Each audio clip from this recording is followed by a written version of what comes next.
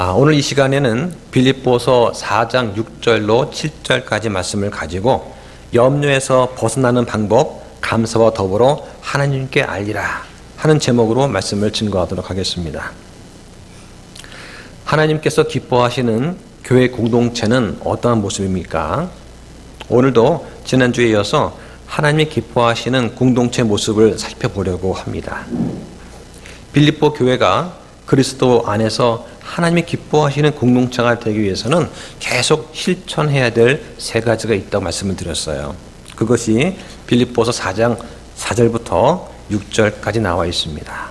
항상 주를 기뻐하고 모든 사람에게 너희의 절제를 알게 하고 감사함으로 기도하는 것이 그것입니다.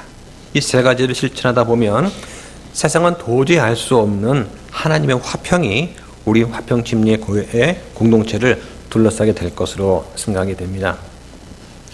지난 시간에는 그 중에서 모든 사람에게 너희의 절제를 알게 하라 하는 제목으로 말씀을 드렸어요. 절제하라는 그 말은 말다툼하거나 탐욕을 부리거나 비방이나 차별하거나 까다롭게 굴지 말고 인내하고 부드럽게 대하라 하는 뜻이라고 말씀을 드렸습니다. 또 절제라는 말은 내가 내 삶의 주인이 되어서 내가 나를 통제하는 것이 아니라 성령님께서 나를 통제하는 것이다 라고 말씀을 드렸어요. 그럼 우리가 왜 모든 사람을 향해서 이렇게 절제하는 모습을 보여야 되냐? 우선 그것이 하나님의 명령이십니다. 다음으로 주께서 가까이 계시기 때문입니다. 이 말은 주께서 우리의 일거수일투족을 말과 행위를 다 지켜보고 계십니다. 우리는 그리스도의 심판 속에서 우리의 말과 행위에 대한 회개 보고를 하게 됩니다. 또한 우리가 복음의 빚진 자로서 다른 사람을 사랑하고 용서하고 섬기는 것은 당연한 거죠. 하나님께서 우리 같은 죄인들을 용납하시고 오래 참으시고 큰 구원의 은혜를 베푸신 것을 생각하면 우리는 모든 사람한테 그렇게 할 수 있어야 됩니다. 그것이 바로 우리가 주님을 기쁘게 하는 것이다 라고 말씀을 드렸어요. 하나님께서는 바울을 통해서 우리한테 항상 기뻐하라고 말씀을 하십니다. 너희의 절제를 모든 사람이 알게 하라고 하십니다. 또 오늘 우리에게 염려하지 말고 모든 것을 감사와 더불어 하나님께 알리라고 말씀을 하세요. 이것이 하나님께서 우리에게 원하시는 것입니다. 세상에 염려하지 않는 사람이 있을까요? 세상은 태어나면서부터 고통과 염려가 시작이 되는 것 같습니다. 어린 아이일 때는 고통이 뭔지 모르고 세상에 그저 신기하고 놀랍기만 합니다. 우리 민규 보세요. 항상 해피합니다. 놀이터에서 노는 어린이를 보세요. 얼굴에 항상 웃음과 기쁨이 넘칩니다. 유모차를 타고 가는 아이를 가만히 보면 나도 모르게 미소를 짓게 됩니다. 아기들이 지나가는 사람과 눈을 마주쳐요. 그리고 사람들을 신기하게 쳐다봅니다. 아기들은 나무와 풀과 나비를 쳐다보면서 까르르 웃기도 하죠. 조금 커서 어린이들은 놀이터에서 모래장난을 하고 미끄럼틀을 타고 놉니다. 세상은 즐겁고 기쁜 곳이에요. 그 아이들이 인생의 쓴맛을 알겠습니까? 그러다가 학교를 들어갑니다. 그러면서 점점 남과 자신을 비교하는 그런 부모나 어른들의 말에 상처를 입으면서 인생의 고난이 시작이 됩니다. 중학교를 가면 시험이라는 게 있어요. 그 시험 결과에 따라서 행복과 불행이 갈라집니다. 공부를 잘하면 학창 시절이 재밌는 것이고 못하면 고통이죠. 사회가 어른들이 만들어 놓은 그 틀 속에 아이들은 자라면서 자신의 그 틀 속에 가둬놓게 됩니다. 지금은 사회가 많이 변했지만 아마 40대 이상의 분들은 절감하실 거예요. 부모님 마음을 기쁘게 하려고 좋은 성적을 내려고 아이들이 몸부림치던 그런 때가 있었습니다. 80년대에는 여자가 대학 가는 일이 드물었어요. 지금도 기억이 납니다. TV에서 서울의 어떠한 유명한 여자대학교 앞에서 기자가 인터뷰를 합니다. 왜 대학에 오셨습니까? 그 학생들 중 대부분의 대답이 무엇이었을 것 같습니까? 대부분이 시집 잘 가려고요. 지금 들으면 아니 무슨 그런 말을 해? 하겠지만 그때는 10명 중 10명이 다 그랬어요. 그때는 그게 당연한 대답이었습니다. 그게 바로 우리나라의 사회상의 일면을 보여주는 그런 겁니다. 자기 성장과 자기 개발 이런 걸 위해 대학에 왔다는 그런 답을 기대할지는 모르겠지만 그때 그 기자의 인터뷰에는 그런 답은 없었던 걸로 기억이 됩니다. 왜 공부를 합니까? 잘 먹고 잘 살려고요. 좋은 직장 구하고 시집을 잘 가기 위해서였습니다. 그게 전부는 아니었겠지만 80년대 우리나라는 그런 모습이 있었어요. 인생은 고해라는 말이 있습니다. 사전에 보면 고해란 고통의 세계라는 뜻이에요. 괴로움이 끝이 없는 인간 세상을 가리키는 말이라고 되어 있습니다. 또 제가 찾아보니까 이 불교 용어이긴 한데요. 고해 속에 뭐가 있냐면 세상에 살면서 내가 사랑하는 사람을 잃게 되는 고통이 있다고 합니다. 또 두 번 다시 보고 싶지 않은 그런 사람을 만나게 되는 고통도 있다고 해요. 여러분 다 공감하시지 않습니까? 왜 인생을 고해라고 할까요? 어떤 분이 이런 말을 했습니다. 인생의 고해인 것은 삶의 바다 곳곳에 무수히 많은 고통이 암초처럼 놓였기 때문이다. 그런데 왜 인생을 말할 때 사람들이 발을 딛고 서 있는 이 땅, 고지, 즉 고통의 땅이라고 하지 않고 고통의 바다, 고해라고 할까요? 이 바닷길과 달리 이 육지의 길은 표시가 가능합니다. 그래서 다른 사람이 먼저 가서 길을 냈던 그 편한 길이 있으면 그걸 내가 따라가면 되거든요. 굳이 다른 길을 찾을 필요가 없습니다. 누군가 먼저 길을 내면 사람은 그 본성대로 그 편안한 길을 따라가기 마련이죠. 하지만 이 망망대해 이 바다의 길은 표시할 수가 없습니다. 다른 사람이 만들어 놓은 길도 없어요. 내가 알아서 암초도 피하고 집채만한 파도, 상어와 같은 위험도 내가 극복하면서 나아가야 됩니다. 그래서 해밍웨이의 노인과 바다라는 소설을 보면서 많은 공감을 또 하게 됩니다. 인생은 남이 먼저 만들어 놓은 길을 따라가는 것이 아니라 내가 헤쳐나가야 한 것이죠. 그 바다에는 따로 길도 없고 표지판도 없습니다. 망망대해에서 방향을 정하지 못하고 하는 것이 힘들 수 있지만 반대로 내가 가는 것이 맞다고 생각하고 길을 가는 것이 더 좋을 수도 있죠. 어차피 길도 표지판도 없는 그런 고해 같은 인생이라면 나만의 길을 가보자. 아마 이런 것이 보통 사람이 생각하는 그러한 인생길이 아닐까 생각이 됩니다. 저도 한때는 그런 생각을 하면서 젊은 날을 보내기도 했습니다. 만약 여러분의 자녀가 왜 인생이 이렇게 고됩니까?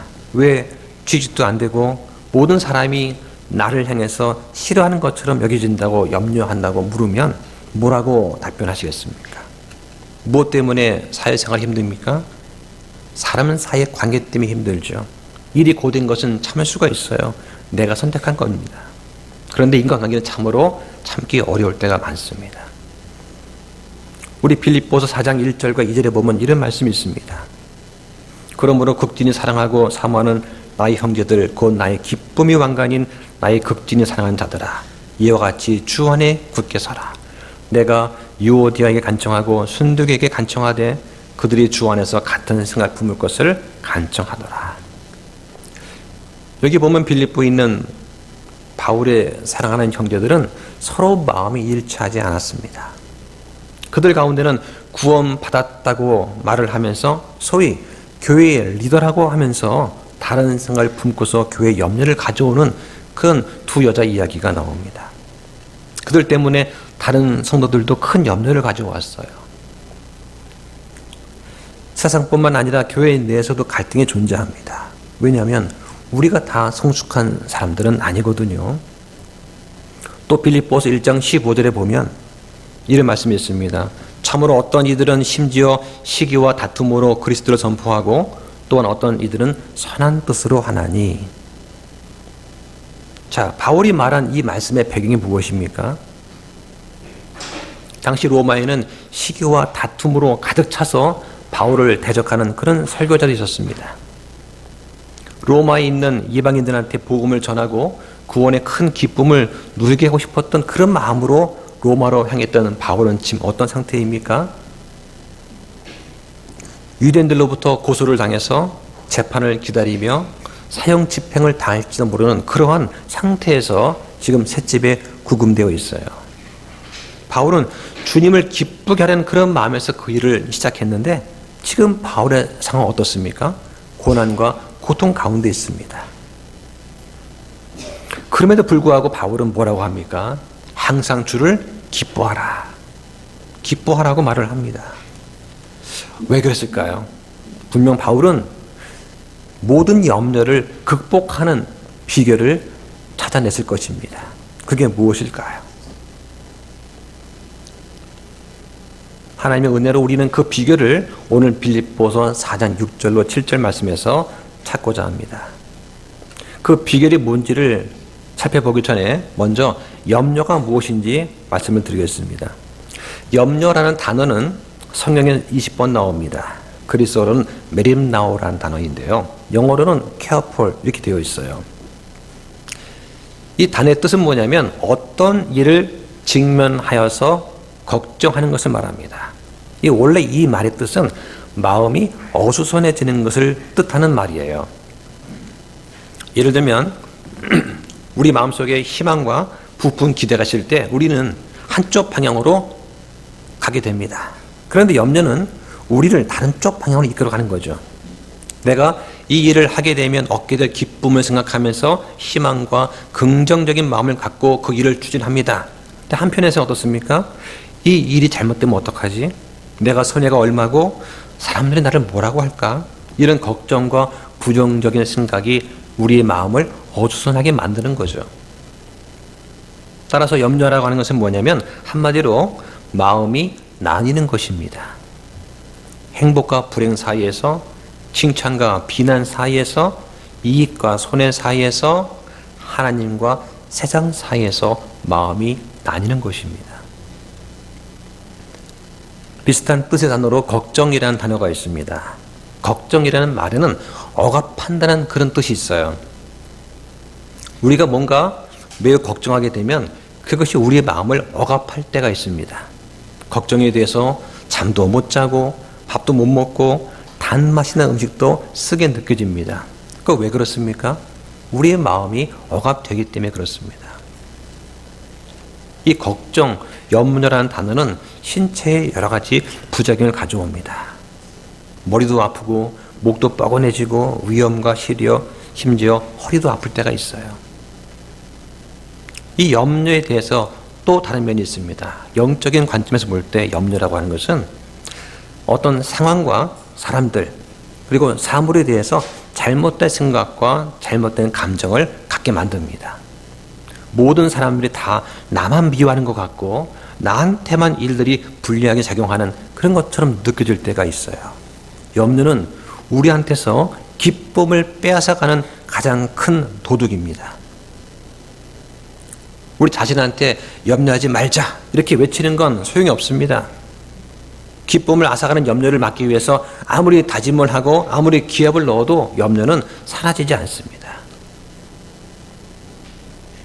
이런 염려는 우리 내면에서 일어나는 겁니다. 이 염려를 극복하고 승리한다면 우리한테 많은 유익이 있을 거예요. 그러면 이 염려에서 벗어나기 위한 방법으로 바울이 오늘 본문에서 제시하는 것이 있습니다. 그 대책은 한마디로 말하면 올바르게 기도하는 것입니다. 그럼 올바른 기도가 무엇입니까? 첫째로 모든 일에 대해서 기도하는 것입니다. 찬송가 395장에 보면 제목이 죄짐 맡은 우리 구주입니다. 가사가 이렇습니다. 죄짐 맡은 우리 구주 어찌 좋은 친구인지 걱정 근심 무거운 짐 우리 주께 맡기세. 주께 기도하지 않아 평화 얻지 못하네. 사람들이 어찌하여 아랠 줄을 모를까 합니다. 이 개신교 새 찬송가에는 주께 기도하지 않아 복을 얻지 못하니로 되어 있습니다. 원래 이 찬송가의 영어 원문이 피스, 평화라고 되어 있어요. 근데 개신교에서는 복이라고 번역을 했습니다. 한국 사람들은 복을 참 좋아하는 것 같습니다. 다시 말해서 아무것도 염려하지 말고 모든 일에 대해 기도하는 것, 이것이 하나님께서 말씀하시는 올바른 기도입니다. 심리학자인 어니 젤렌스키라는 사람이 느리게 사는 즐거움이라는 책에서 걱정에 대해서 이렇게 말을 했습니다.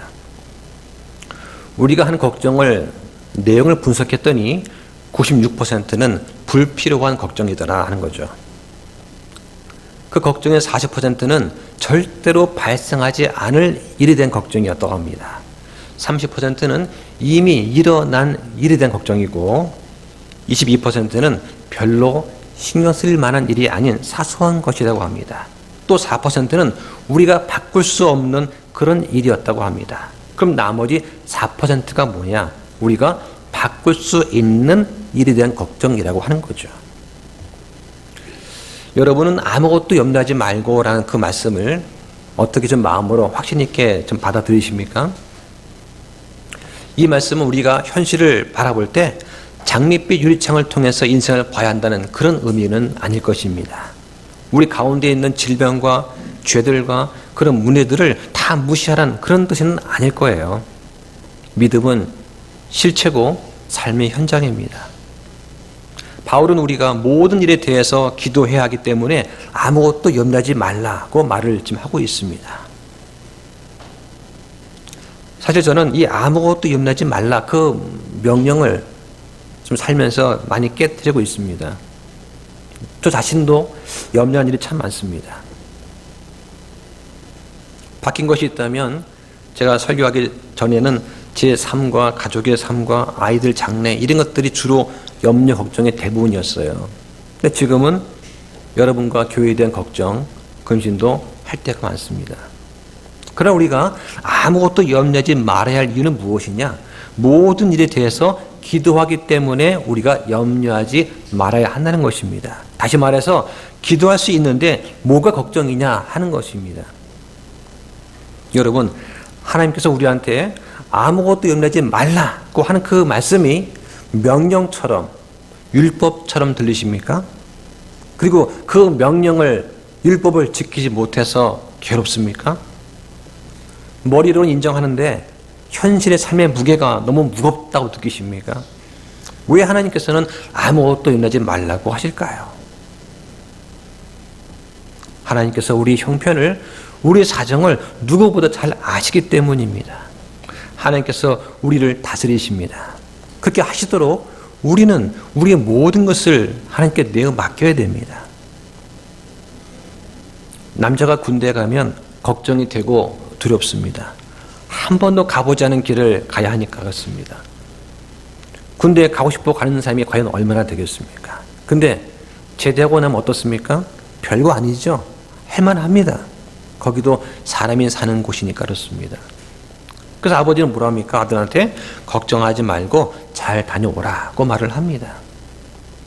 여기서 이 아무것도 염려하지 말라는 그 말은 명령이 아니라 우리를 위로해 주시는 아버지의 따뜻한 음성입니다. 아버지께서 우리를 품에 안으시고 말씀하십니다. 아무것도 염려하지 말아라. 이건 우리가 우리 삶 속에 있는 모든 일에 대해서 주님께 알리고 아뢰어야 한다는 그런 말씀입니다. 그러면 아버지께서 듣고 해결해 주실 거라고 믿는 것입니다. 제가 어릴 때 친구 집에 놀러 간 일이 있었습니다. 그때는 아파트가 별로 없던 시절이었어요. 초인종을 누리고 대문을 지나서 현관으로 가는데 그 길에 커다란 개가 한 마리 있었습니다. 집집마다 개를 키우는 집 많았거든요. 그럼 낯선 일을 보고 개가 할 일은 뭐예요? 짖는 거 아닙니까? 어린 저를 보고는 그 개는 사납게 입에 침을 흘리면서 막 짖었어요. 덩치가 저보다 커 보였습니다. 근데 그 친구 아버지 하는 말씀이 괜찮아, 안 물어, 들어와 하는 거예요. 우리 집 개는 안 문대요. 저는 무서웠습니다. 가만히 보니까 그 개의 목에 목줄이 달린 거예요. 그래도 사나워서 저는 무서웠습니다. 한 발 다가가면 개가 짖고 저는 다시 뒤로 물러났습니다. 그럴 때만 친구 아버지는 괜찮아, 들어와 하는 거예요. 머리로는 저 개가 나를 안 물 거라고 생각하지만 내 몸과 마음은 물리면 죽는다고 느꼈어요. 저는 한 발 앞서거니 뒤서거니 하면서 우물쭈물했습니다. 괜찮아, 걱정하지 마, 염려하지 마 하고 친구 아버지의 말씀에 의지하면서 저는 한 걸음 한 걸음 다가갔습니다. 그리고는 그 방 안으로 들어갔어요. 세상의 삶도 이와 같지 않겠습니까? 우리 아버지 하나님께서 걱정하지 마라, 염려하지 마라 말씀하세요. 근데 우리는 어떻습니까?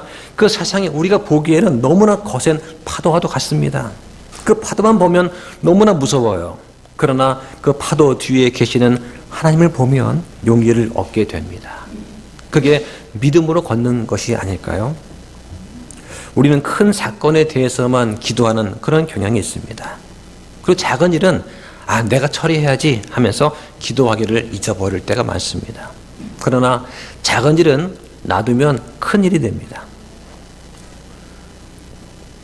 우리가 아버지 앞에 큰 문제를 가지고 간다는 것이 무슨 뜻입니까? 능력의 하나님 앞에서 그 모든 것들은 다 사소한 문제가 아니겠습니까? 우리가 사소하다고 부르짖는 것들을 하나님께서는 다 가지고 나오기를 원하시는 거예요. 하나님은 우리가 모든 일을 다 알아내기를 원하십니다. 제가 차를 운전해서 대구 올 때는 짧게는 8시간, 길면은 9시간 차를 운전할 때가 있어요. 밤이 되면 눈이 어두워서 너무 긴장이 되는 거예요. 그때 기도합니다. 주님, 저와 동행해 주십시오. 제 핸들을 주님이 잡아주시고 길눈을 밝혀주시고 어려움 없도록 도와주세요. 이런 기도를 하면서 운전을 할 때가 없습니다. 우리가 버스를 타더라도 어떤 일을 하더라도 어느 집에 방문하더라도 우리가 이렇게 기도를 하지 않습니까? 아무리 사소한 거라도 우리가 기도로 아뢰는 것 참 중요합니다. 그래서 우리는 모든 일에 관해서 기도를 하는 것입니다. 둘째로 염려에서 벗어나기 위해서 기도하려면 기도와 간구로 기도해야 됩니다. 기도가 무엇입니까? 우리의 사정을 하나님께 말씀드리는 거예요. 우리 말로는 잘 구분이 안 되는데 영어로 하면 스피크란 말과 토크란 말이 구분이 됩니다. 기도하는 것은 하나님께 스피킹하는 것이 아니라 토킹하는 거예요. 스피커는 뭐냐면 상대방이 듣던 말던 내 할 말을 전달하는 겁니다. 뉴스에 보면 청와대 대변인이 나와가지고 일방적으로 국민한테 발표를 합니다. 상대가 듣든지 말든지 그냥 발표가 끝나는 거죠. 이에 비해서 토크는 대화하는 겁니다. 대화를 주고받는 거죠. 전화할 때 상대방과 내가 얘기를 주고받습니다. 우리 기도를 하면 하나님께서 말씀을 통해서 우리 마음의 감동으로 말씀해 주십니다. 그 대답을 기다려야 됩니다. 기도는 하나님과 토킹하는 거예요. 우리가 성대 교제할 때도 스피커를 하면 안 됩니다. 토크를 하셔야 됩니다. 서로 말을 주거니 받거니 하면서 대화를 해야 됩니다. 기도할 때 우리는 하나님께 기도와 찬양을 통해서 단 둘이 있는 그런 분위기와 시간을 가질 필요가 있어요. 저는 형제들과 전화 통화를 하면 보통 5분 합니다. 좀 상당히 길어지면 한 20분, 30분 정도를 해요. 근데 제 아내는 보통 1시간에서 2시간을 합니다. 저는 궁금합니다. 무슨 할 말이 그렇게 많을까? 왜 대화가 끊이지 않는 그 비결이 뭘까? 저는 궁금한 거죠. 생각을 해봤습니다. 아마 그것은 서로가 서로를 잘 알고 이해하기 때문이 아닐까. 공감대가 많기 때문일 겁니다. 서로 비밀이 없는 사람들은 대화의 화제가 결코 마르지 않는 샘과 같습니다. 감출 것이 없기 때문에 말을 숨기려고 하거나 우회적으로 하는 일이 없어요. 마음에 생각하는 바를 그대로 말을 합니다. 그럼 과연 우리는 하나님과 대화할 때, 기도할 때도 1-2시간 할까요? 어떻습니까? 하나님과 2시간 이상 기도로 대화하려면 어떻게 해야 됩니까? 하나님 듣든지 말든지 그냥 옹알이 하면 되나요? 랄랄라 하면 됩니까? 제가 볼 때는 하나님과 인격적으로 깊이 친밀한 관계를 가져야 됩니다. 나를 잘 아시는 하나님과 대화하면서 마음을 쏟아놓고 하소연하고 탄원도 하면서 붙잡고 매달리는 기도가 되어야 됩니다. 그런데 우리의 마음이, 내면이 염려로 가득 차 있을 때는 그것이 어렵습니다.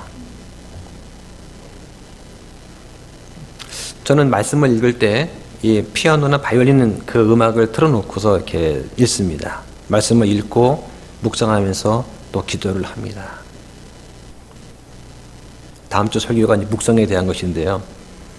말씀을 읽으면서 나 자신이 하나님 앞에 깨끗한 그릇이 되게 해달라고 기도를 하고 준비하고, 그리고 나와 가족과 교회를 위한 말씀이 있으면 또 기도를 하죠. 이렇게 하다 보면은 2시간 이상이 될 때가 많습니다. 아무리 바빠도 밥 먹는 시간은 떼어놓고 일하지 않습니까? 여러분도 일정한 시간을 좀 떼어서 구별하고 말씀을 읽고 묵상하는 시간을 가지면 좋겠습니다. 이렇게 하나님과 친밀하고 숨길 것이 없는 교제를 나누는 사람은 복된 사람들입니다. 우리가 기억해야 될 것이 있습니다. 하나님께서는 우리가 해결할 수 없는 문제들을 능히 해결해 줄 수 있다는 사실을 우리는 기억을 해야 돼요. 자식이 빵을 달라는데 돌을 주는 아버지가 어디 있습니까? 생선을 구하면 뱀을 주는 아버지가 어디 있겠어요? 그런데 기도할 때 우리의 버릇이라고 할까요? 성급하게 주님 앞에 나갑니다. 이것저것 해달라고 우리의 필요를 말합니다. 그리고는 성급하게 기도를 끝냅니다. 그럼 염려가 사라집니까? 혼자 기도할 때는 조용히 하나님의 응답을 기다려 보는 것도 좋습니다. 말씀을 통해서 내 마음의 확신을 통해서 하나님께서 응답을 해주시거든요. 그렇다면 염려에서 벗어나는 것은 언제 가능합니까? 무턱대고 우리의 문제점들을 말하고 자리를 뜨는 것이 아니라 하나님이 어떤 분이신지, 하나님이 얼마나 위대한 분이신지를, 우리 아버지께서 어떤 분이신지를 깊이 생각하고 묵상하고 시간을 보내는 그런 것이 필요해요. 그게 바로 하나님과 교제하는 것입니다. 그렇게 할 때 우리는 염려에서 벗어날 수가 있어요. 이게 되면 그 다음 단계로 넘어가는 겁니다. 그 다음 단계는 간구하는 거예요. 간구는 우리가 필요한 것들을 하나님께 요청하는 것입니다. 간구는 우리 문제와 필요에 대해서 진지하게 아뢰는 거예요. 염려로부터 벗어나기 위해서는 마지못해서 하는 열의가 없는 기도, 반쪽짜리 마음을 가지고 기도하는 그런 기도는 안 됩니다. 그건 불성실한 기도예요. 내가 나의 무거운 짐을 다 꺼내어서 주님 앞에 내어놓고 기도로 아릴 때, 그 다음에 모든 것을 주님 앞에 고백한 다음에 어떻게 합니까? 혹시 그 문제를 다시 내 어깨에 짊어지고 끙끙대고 있지는 않으십니까? 주님이 다 해결해 주실 걸로 믿고 기도를 했는데 보니까 내 어깨에 그 짐이 아직도 남아있는 그런 적은 없냐는 말씀이죠.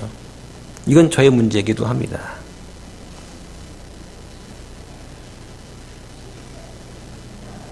제가 이렇게 말씀을 드리는 것은 여러분은 어떠신가 하고 제가 이제 여쭙고 싶은 거예요.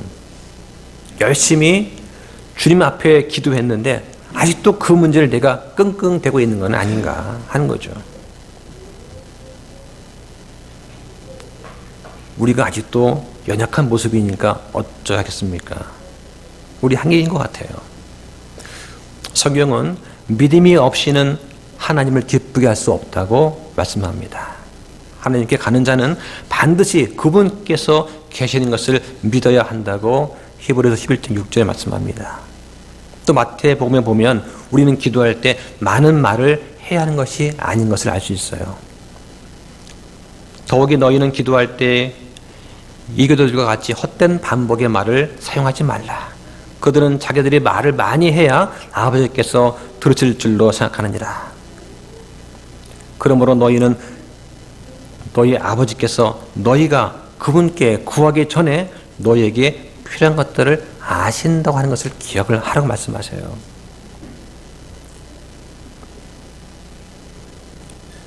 한번 찾아보겠습니다. 마태복음 7장 7절을 보겠습니다. 마태복음 7장 7절부터 11절까지 한번 보시죠. 구하라 그러면 그분께서 너희에게 주실 것이요 찾으라 그러면 너희가 찾을 것이요 두드리라 그러면 너희에게 열릴 것이니 구하는 자마다 받고 찾는 자는 찾으며 두드리는 자에게 열릴 것이니라. 너희 중에 누가 자기 아들이 빵을 구하면 그에게 돌을 주겠느냐? 혹은 그가 생선을 구하면 그에게 뱀을 주겠느냐? 그런즉 너희가 악할지라도 너희 자녀들에게 좋은 선물들을 줄 줄 알거든 하물며 하늘에 계신 너희 아버지께서 자기에게 구하는 자들에게 좋은 것들을 얼마나 더 많이 주시겠느냐. 여기 너희가 악할지라도, 이 너희는 육신의 아버지를 말을 해요. 나를 낳은 육신의 아버지 악할지라도 자녀한테 좋은 선물을 줄 아는데 하물며 아버지께서는 어떻게 했느냐. 좋은 것들을, 여기서 말하는 좋은 것들은 무엇일까요? 좋은 것들, 유산인가요? 재산입니까? 여기서 말하는 좋은 것들은 성령 충만을 말하는 거예요. 올바른 판단을 위해서 필요한 것들을 말하는 것입니다.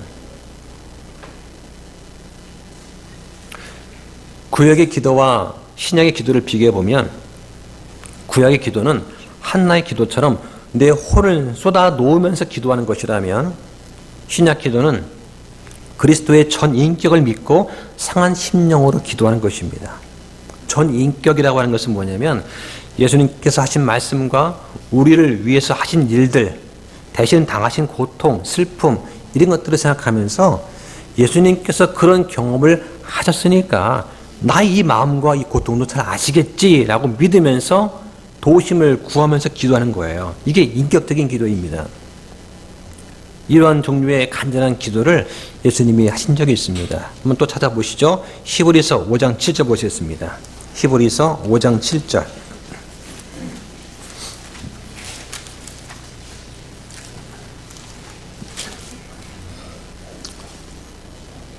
(5장 7절에) 보면 이렇게 되어 있습니다. 그분께서는 친히 육체로 거하신 때, 여기 육체로 거하다는 말은 예수님께서 지상에서 3년 반 동안 사역하신 걸 말합니다. 자기를 사망으로부터, 이때 사망은 둘째 사망을 말하는 거예요. 하나님과 영원히 분리되는 둘째 사망을 말하는 것입니다. 여기서부터 구원하실 수 있는 분에게 강렬한 부르짖음과 눈물로 기도와 간구를 들으셨고 친히 두려워하셨으므로, 예수님이 두려워하신 것은 육신의 죽음이 두려운 것이 아니에요. 이것은 뭐냐면 죄의 대속을 위해서 인류를 대신해서 예수님 자신이 친히 죄덩어리가 되셔야 합니다. 그것을 갖다가 두려워하신 거예요. 하나님을 대적하는 죄덩어리가 된다는 것 자체가 두려우셨던 거죠. 죽음에 두려우신 거 아니에요. 하나님께서 그 말을 들으셨느니라. 그 들으셨느니라 결과가 무엇입니까? 예수님의 부활과 승천이죠. 예수님이 이렇게 기도와 간구를 들으셨습니다. 강렬한 부르짖음과 눈물로 기도하신 것은 그분의 요청이 정말로 진심이었다는 것을 말해주는 거죠. 셋째로 염려를 벗어나기 위해서 하는 올바른 기도, 그게 뭐냐? 기도할 때 감사와 더불어 기도하는 것입니다. 감사와 더불어 기도한다는 것은 우리 입장에서 감사하는 것을 의미하죠. 아버지께서는 자녀가 감사합니다 하고 말하는 것을 듣는 걸 기뻐하십니다. 가끔 군대 가 있는 아들한테 용돈을 보내주면 감사합니다 하는 이모티콘을 보낼 때가 있어요. 그럼 부모가 자녀한테 용돈 주는 건 당연한데도 감사합니다 하고 말을 들으면 마음이 기뻐요. 많지는 않지만 자녀한테 도움을 줄 수 있다는 것, 그 때문에 아버지인 저의 마음이 기쁜 거죠. 우리들의 아버지 하나님도 우리가 감사합니다는 그 기도에 기뻐하실 줄 믿습니다. 그런데 많은 사람들은 예수님에 의해서 치료받은 9명의 나병 환자들처럼 행동합니다. 누가복음 17장 11절 19절에 보면 예수님께서 10명의 나병 환자들을 고치신 이야기가 나옵니다. 그런데 그 10명 중에서 다른 나라 사람인 사마리아 사람 1명만 와서 엎드려 감사를 드리고 나머지 9명은 감사는커녕 사라져버렸습니다. 예수님께서 뭐라고 하세요?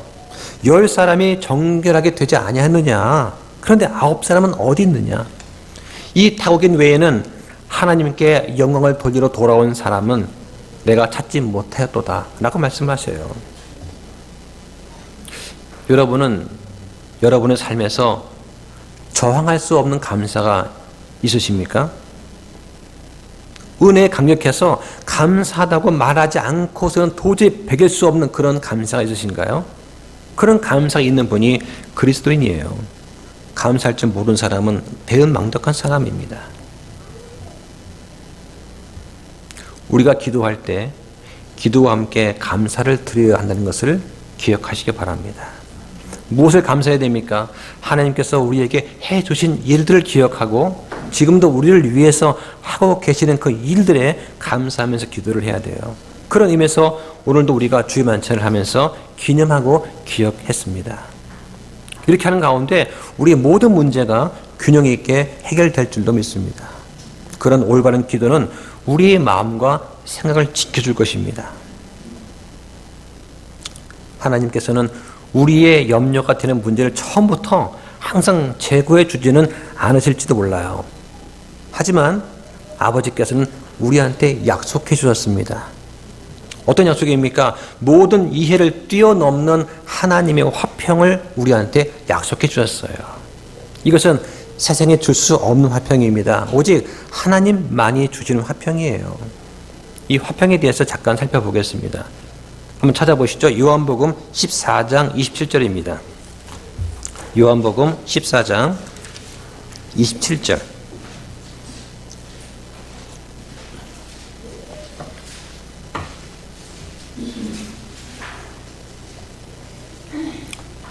같이 읽어보겠습니다. 시작. 내가 너에게 화평을 남기노니 곧 내 화평을 너에게 주노라.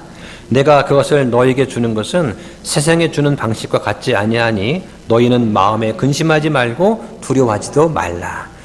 여기서 말하는 화평은 영어로 peace 이렇게 되어 있습니다.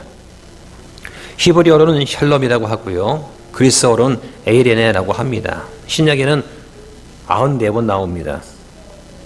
예수님께서 십자가에 돌아가시기 전에 제자들에게 화평이라는 특별한 선물을 주었습니다. 이 화평은 단순히 만남이나 헤어짐 인사가 아니라 어떠한 근심이나 두려움 가운데서도 우리가 얻게 되는 그런 화평이라는 사실을 우리는 잊으면 안 됩니다. 화평의 뜻은 작게는 전쟁이 일어나지 않는 평온한 상태를 말하지만 적극적인 의미는 뭐냐? 하나님과 우리가 올바른 관계를 맺을 때 얻게 되는 축복을 말하는 거예요. 그럼 여기서 세상에 주는 방식은 뭐냐?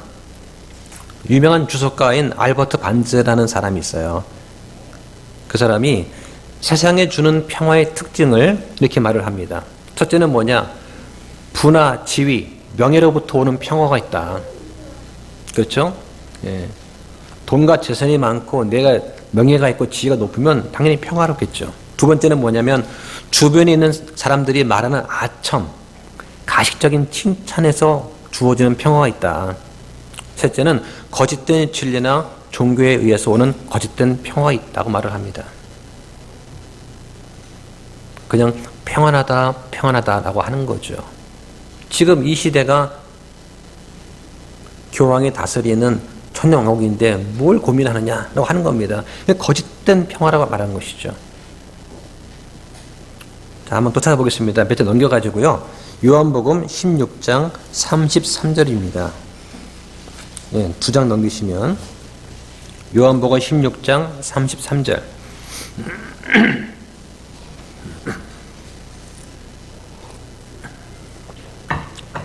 자, 같이 읽습니다. 시작. 너희에게 이 일들을 말한 것은 너희가 내 안에서 화평을 얻게 하려 함이니라. 세상에서는 너희가 환난을 당할 터이나 기운을 내라. 내가 세상을 이겼노라 하시니라. 이 말씀은 예수님께서 하신 마지막 설교 말씀이세요.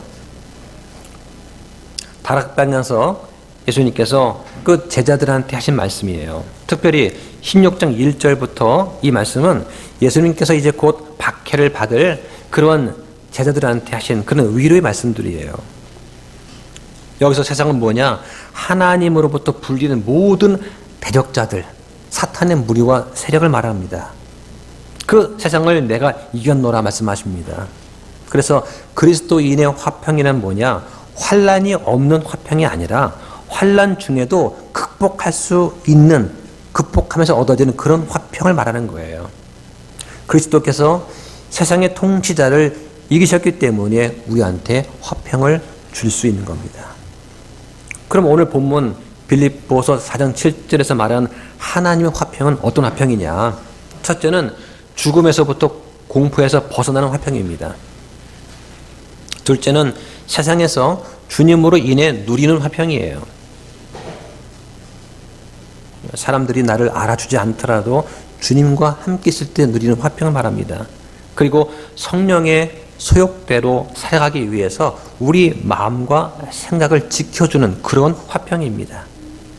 그 하나님의 화평이 우리 마음과 생각을 지켜준다고 말씀하십니다.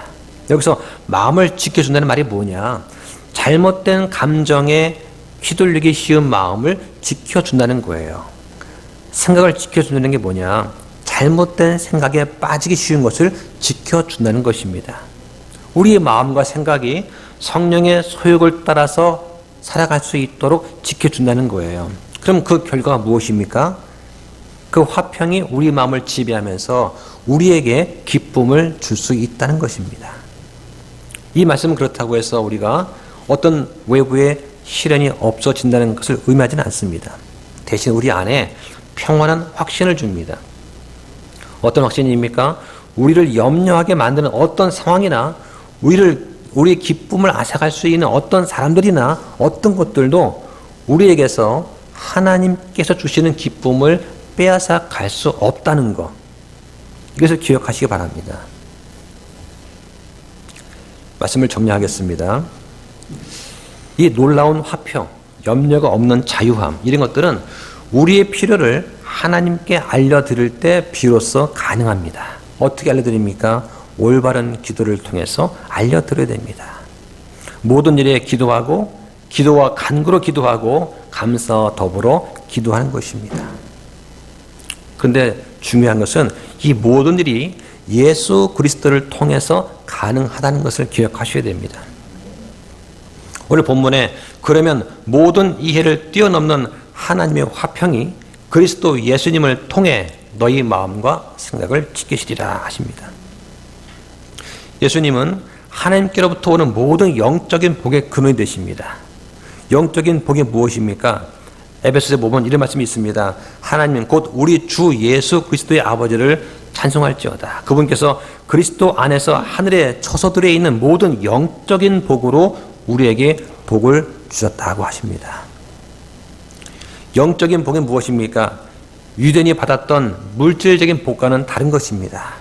영적인 복은 인생의 참된 목적이 무엇인지 발견하고 삶의 기쁨과 화평을 누리는 것을 말합니다. 그것은 그리스도 안에 있는 화평을 누리는 거예요. 그것은 세상에 줄 수 없는 것입니다. 우리가 오늘 본문의 말씀대로 이 하나님 주시는 화평을 갈망한다면 우리가 어떻게 해야 됩니까? 우리는 반드시 그리스도 예수님 안에 있어야 되는 거예요. 여러분은 이 화평을 갈망하십니까? 그렇다면 그리스도 예수님 안에 계시기 바랍니다. 어떻게 하면 그리스도 안에 있게 됩니까? 하나 찾아보겠습니다. 갈라디아서 3장입니다. 갈라디아서 3장 26절과 27절입니다. 너희가 다 그리스도 예수님을 믿는 믿음에 의해 하나님의 아들이 되었나니 너희 중에서 그리스도 안으로 침례를 받은 자는 다 그리스도로 옷 입었느니라.